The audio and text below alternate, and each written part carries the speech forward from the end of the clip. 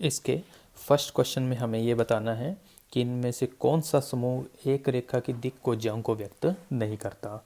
और दिक् कोज्याओं के लिए हम जानते हैं कि L square plus M square plus N square का मान एक आना चाहिए, यानी उनके वर्गों का योग हमेशा एक आना चाहिए। यदि आप ध्यान देंगे तो इनके वर्गों का योग बन जाएगा 3, जो कि 1 के इक्वल नहीं है। बाकी सभी के वर्गों का योग 1 1 आएगा। इसलिए ऑप्शन ए में एक रेखा की दिक् कोज्याएं मौजूद नहीं होंगी। तो क्वेश्चन की शुरुआत करते हैं। डीसीएस के लिए L square plus M square plus N square का मान 1 होना चाहिए। तो यहाँ पर ए में जो हमें दिया गया है वो है 1 square plus 1 square plus 1 square आएगा, जो कि कभी भी 1 के इक्वल नहीं बनने वाला।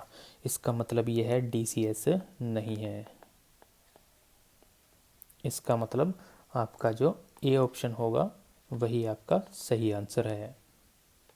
नेक्स्ट क्वेश्चन में हमें बिंदु P का स्थिति सदिश ज्ञात करना है, और उसे ज्ञात करने के लिए हमें उसका मापांक दिया गया है 6, और उसके x और y अक्ष के साथ कोण भी दिए गए हैं।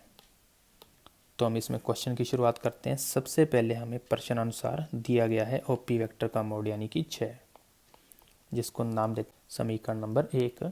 और अक्षों के साथ के हमें कोण दिए गए हैं अल्फा बराबर 45 डिग्री, बीटा बराबर 60 डिग्री, जबकि जेड अक्ष के साथ कोण जो होता है गामा वह अज्ञात है। हम जानते हैं कि L का मतलब बन जाएगा कोस अल्फा, यानी कि बन जाएगा कोस 45, जिसका मान होता है 1/√2। इसी प्रकार M बन जाएगा कोस बीटा, यानी कि कोस 60, जिसका मान होता है 1/2, जबकि N का मान बन जाता है कोस गामा, जिसे हम N की जैसे ही यूज़ करेंगे। यानी अल्टीमेटली हमें इस क्वेश्चन में पहले N को ज्ञात करना है। तो उसके लिए भी हम जानते हैं कि एक संबंध होता है L square plus M square plus N square का मान 1 होगा। इसके अंदर मान रख देते हैं तो हमें प्राप्त होगा 1/2, फिर आ जाएगा 1/4, और n की जगह हम n का यूज़ कर रहे हैं इक्वल में 1, जिससे n स्क्वेयर का मान बन जाएगा 1/4, और इससे n का मान हमें मिल जाएगा प्लस माइनस 1/2। अब किसी सदिश की दिशा में यदि हमें इकाई सदिश ज्ञात करना हो, जैसे हमें यहाँ पर ओपी वेक्टर दिया गया है, तो वह उसकी दिक् कोज्याओं से भी ज्ञात हो सकता है। और इसका सूत्र था R cap is equal L I cap M J cap plus N K cap. इस सूत्र में यदि हम मान रखें तो ओपी वेक्टर का इकाई सदिश आ जाएगा 1/√2 आई कैप प्लस 1/2 जे कैप, और आ जाएगा प्लस माइनस 1/2 और ए कैप, जिसको नाम दे देंगे समीकरण नंबर 2। अब हम जानते हैं कि किसी इकाई सदिश का मतलब होता है सदिश में सदिश के मोड का भाग देना। इस आधार पर वज्र गुणन से ओपी वेक्टर आ जाएगा ओपी वेक्टर का कैप गुणा ओपी वेक्टर का मोड, जो कि हमारे पास समीकरण 1 और 2 में मौजूद है।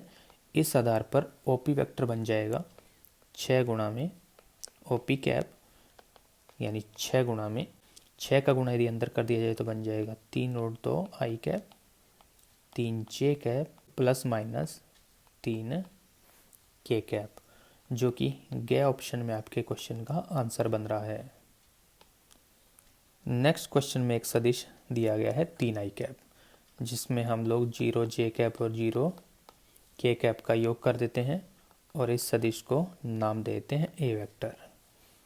अब हमें इस ए वेक्टर के दिक् कोज्याओं को ज्ञात करना है। हम जानते हैं कि ये घटक जो होते हैं ये दिक् अनुपात होते हैं, इसलिए DRS बन जाएंगे 3,0,0, जो कि ए बी और सी के मान होते हैं। इस आधार पर इनको दिक् कोज्याओं में बदलने के लिए हम a square plus b square plus c square के रूट का भाग देंगे, जिसका मान आएगा 3। भाग देने पर हमें मिल जाएंगी दिक् कोज्याएं, जो कि आएंगी 3/3, 0/3 और 0/3, और इसके साथ साथ यूज हो सकता प्लस और माइनस। इस आधार पर दिक्कोजों का मान बन जाएगा +-1 0,0, या यूं कहूँ ये बन सकता है 1 0 0 या -1 0 और 0। तो इस आधार पर ख ऑप्शन भी सही है और ग ऑप्शन भी। नेक्स्ट क्वेश्चन में हमें एक सररेखा का सदिश रूप लिखना है, जो कि होगा r vector is equal 3i cap plus 4j cap और -7 k कैप प्लस में लैम्डा गुणा में इन घटकों से बना हुआ सदिश यानी -2i cap -5j cap plus 13 k cap, जो कि क ऑप्शन में आपके क्वेश्चन का आंसर होगा। नेक्स्ट क्वेश्चन में हमें दो सररेखाओं के मध्य लघुत्तम या न्यूनतम दूरी को ज्ञात करना है। तो इस क्वेश्चन की शुरुआत करते हैं सबसे पहले दी गई रेखाएं, जिससे हम a1 a2 और b1 b2 वेक्टर के मान ज्ञात कर लेंगे। इसके बाद नेक्स्ट होगा a2 vector minus a1 vector. उसके बाद हम ज्ञात करेंगे b1 cross b2 vector. Next होगा b1 क्रॉस b2 वेक्टर का मॉड, और उसके साथ साथ हम लोग a2 vector minus a1 vector का बिंदु गुणन b1 क्रॉस b2 के साथ ज्ञात करेंगे। इस आधार पर अभिष्ट न्यूनतम या लघुत्तम दूरी बनेगी d बराबर 1428/2 गुणा में 2609 का रूट, जिसको हल करने पर बन जाएगा, जो कि आपके क्वेश्चन का फाइनल आंसर होगा, जो कि किसी भी ऑप्शन में मौजूद नहीं है। नेक्स्ट क्वेश्चन एक मोस्ट इंपॉर्टेंट क्वेश्चन है, जिसमें हमें दो सररेखाओं की दिक्कोजाएं संबंधों के रूप में दी गई हैं, और उन संबंधों की सहायता से हमें उन दोनों की दिक्कोजाओं को ज्ञात करना है। तो इस क्वेश्चन की शुरुआत करते हैं सबसे पहले दिए गए संबंध, जिनको नाम दे रहे हैं समीकरण नंबर 1 और 2। अब हम समीकरण 1 से n का मान ज्ञात करेंगे और उसे हम समीकरण 2 में यूज कर लेंगे, जिससे समीकरण नंबर 2 बन जाएगी 7l² प्लस 5m² माइनस 3 गुणा में 5m-l/3 का होल स्क्वायर इज इक्वल 0, जिसको हल करें तो हमें प्राप्त होगा 7l² plus 5m² minus 1/3 5m-l का होल स्क्वायर इज इक्वल 0। इसमें एलसीएम आ सकता है 3, तो इसके हम दोनों पक्षों में गुणा कर देते हैं 3 का, जिससे हमें मिल जाएगा 21l² प्लस में 15m² माइनस 5m-l का होल स्क्वायर। अब इस होल स्क्वायर को ओपन कर देते हैं, तो हमें अगला पद मिल जाएगा 21l² plus 15m² minus 25m² minus l² और प्लस में आ जाएगा 10ml इज इक्वल 0, जिसको आगे सॉल्व करने पर हमें मिलेगा 20l² plus 10ml minus 10m² is equal 0, जिसमें यदि हम ध्यान दें तो 10 का भाग दिया जा सकता है, जिससे बन जाएगा 2l² plus ml minus m² is equal 0, जिसके आगे चल के गुणनखंड बन सकते हैं 2l minus m into l plus m, जिसको यदि और अधिक हल किया जाए तो m का मान मिल सकता है 2l या l का मान मिल सकता है -m। अब हम इसमें दो स्थितियां बनाएंगे। स्थिति 1 से हमें पहली सररेखा की दिक्कोजाएं मिलेंगी और स्थिति 2 से हमें दूसरी रेखा की दिक्कोजाएं मिलेंगी। स्थिति 1 में हम m बराबर 2l को यूज करेंगे और ये मान रख देंगे समीकरण 1 में, जिससे हमें प्राप्त होगा l माइनस 5 गुणा में 2l प्लस में 3n बराबर 0, जिसको हल करें तो हमें प्राप्त होगा 9l बराबर में 3n, यानी कि यहाँ से 3l का मान बन जाएगा n, या यूं कहूँ कि l का मान बन जाएगा n/3। यदि आप ध्यान दें तो यहाँ पर L का मान वास्तव में था m/2। हम चाहें तो L के स्थान पर L/1 का यूज़ भी हो सकता है। तो ये भी L का मान आ रहा है और ये भी L का मान आ रहा है, इसका मतलब ये मान आपस में इक्वल होंगे। इस आधार पर हमें मिलेगा, जिससे हमें मिलेगा L/1 बराबर m/2 बराबर n/3। अब हम जानते हैं कि दिक् कोज्याओं के समानुपाती राशियों को दिक् अनुपात कहते हैं। इसका मतलब ये 1, 2 और 3 वास्तव में उस रेखा के दिक् अनुपात होंगे, यानी A का मान 1, B का मान 2 और C का मान बन जाएगा 3, जिनको हम दिक् अनुपात बोलेंगे। अब हम जानते हैं कि यदि हम दिक् अनुपातों में a² + b² + c² के रूट का भाग दे दें तो उससे हमें दिक् कोज्याएं मिल जाएंगी। इसका मतलब अब दिक् कोज्याएं होंगी 1/√14, 2/√14 और 3/14। अब हम लेते हैं स्थिति 2, जिसमें हम L का मान यूज़ करेंगे -m और इसे हम यूज़ करेंगे समीकरण नंबर 1 में। जैसे ये मान समीकरण नंबर 1 में रखा जाएगा, हमें मिलेगा -m - 5m प्लस में 3n बराबर 0, जिसको हल करने पर हमें n का मान मिल जाएगा 2m, या हम देखें तो m का मान मिल जाएगा n/2। यदि आप इस पर ध्यान दें तो यहाँ पर वास्तव में m का मान था L/-1, या इसको लिख सकता हूँ m/1 और इसको भी लिख सकता हूँ m/1। इस आधार पर दोनों ही मान m के हैं, तो हमें मिल जाएगा L/-1 m/1 बराबर n/2। इसका मतलब यहाँ पर दिक् अनुपात होंगे -1, 1 और 2। तो हम इसमें a² + b² + c² के रूट का भाग देते हैं, जिससे हमें दिक् कोज्याएं मिल जाएंगी दूसरी सरेखा की। वो होंगी -1/√6, 1/√6 और 2/√6, और यही आपके क्वेश्चन का फाइनल आंसर होगा। नेक्स्ट क्वेश्चन में हमें एक रेखाखंड के द्वारा एक अक्षों पर प्रक्षेप दिए गए हैं, जिसमें माइनस का मतलब यह नेगेटिव अक्षों की ओर काटे गए भाग होंगे। अब हमें इसके बाद इसकी रेखाखंड की लंबाई और दिक् कोज्याओं के मान ज्ञात करने हैं। मैं मान लेता हूं कि वह रेखाखंड OP होगा। तो OP के अक्षों प्रक्षेप -3, 4 और -12 हैं। चित्रानुसार अभिष्ट प्रक्षेप वास्तव में यूं होंगे, यानी ये दूरी होगी 3, लेकिन नेगेटिव x एक्सिस पर होने की वजह से इसको नाम दिया गया -3। इसी प्रकार y अक्ष पर जो प्रक्षेप है उसका मान दिया गया है 4, और इसी प्रकार z अक्ष पर जो प्रक्षेप होगा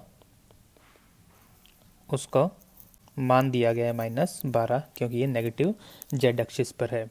इस आधार पर बिंदु P के कोऑर्डिनेट बन जाएंगे -3, 4 और -12। तो इस आधार पर रेखाखंड OP की लंबाई होगी O और P के बीच की दूरी, जिसका मान आएगा -3 का स्क्वायर प्लस 4 का स्क्वायर -12 के स्क्वायर का रूट, जिसको हल करने पर OP का मान आ जाएगा 13 इकाई। यह आपके क्वेश्चन का एक आंसर होगा।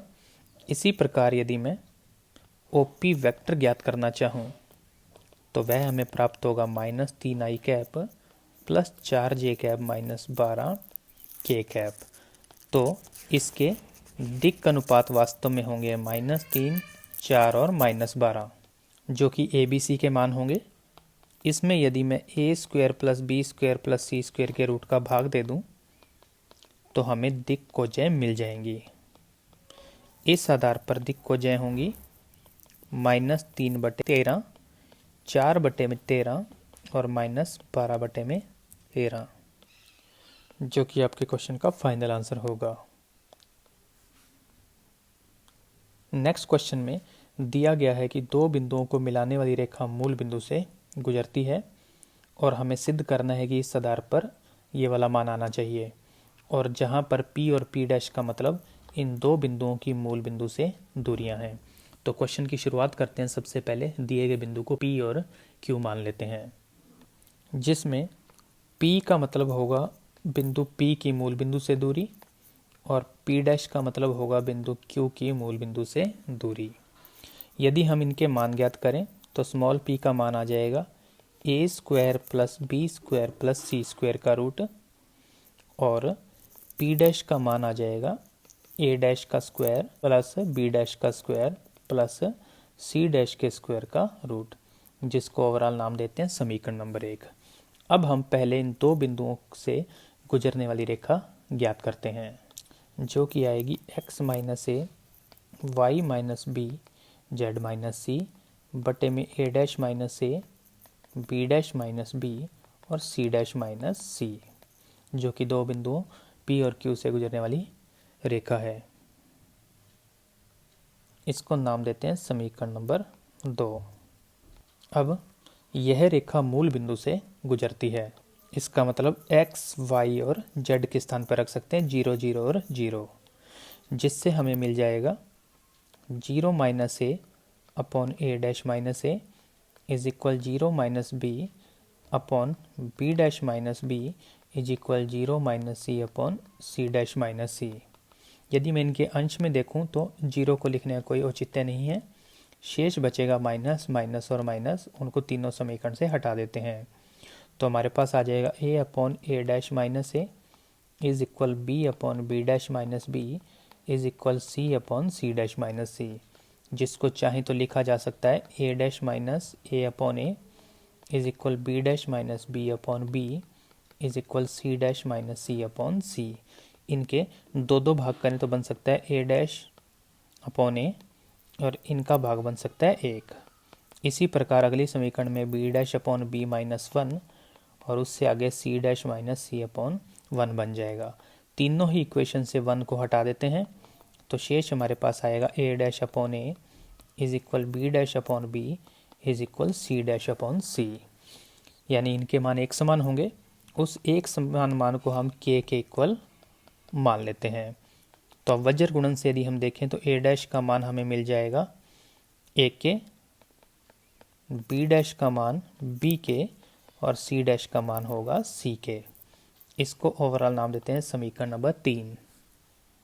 अब हमें जो सिद्ध करना है हम उसकी लेफ्ट हैंड साइड को यूज़ करते हैं, जो कि है a' plus b' plus c' a' का मान हम समीकरण नंबर 3 से ज्ञात करते हैं तो वह हमें मिलेगा a के। इसी प्रकार b' का मान b के और c' का मान होगा c के, जिसे हल करने पर हमें प्राप्त होगा a² plus b² plus c²। k को हमने ले लिया कॉमन। इसी प्रकार RHS को हल करें तो वह है p इंटू में p', इसका मान हमने समीकरण 1 में ज्ञात किया तो हमें मिलेगा a² plus b² plus c² का root into a' plus b' plus c' का root. a² plus b² plus c² के रूट को एज इट इज नोट कर लेते हैं। a', b' और c' का मान हम समीकरण 2 से लिखते हैं तो हमें मिल जाएगा ak का स्क्वायर प्लस bk का स्क्वायर प्लस ck के स्क्वायर का रूट, जिसको यदि हल करें तो first step as it is. Second step में हम लोग k² को ले सकते हैं कॉमन, शेष बचेगा a² plus b² plus c² का रूट, और k² को जब रूट से बाहर लाए तो बन जाएगा k। इन दो स्टेप का यदि हम गुणा करें तो हमें मिल जाएगा a² plus b² plus c² और गुणा में चल रहा है k। ध्यान से देखें तो दोनों साइड इक्वल हो चुकी हैं और हमें अंत में यही सिद्ध करना था।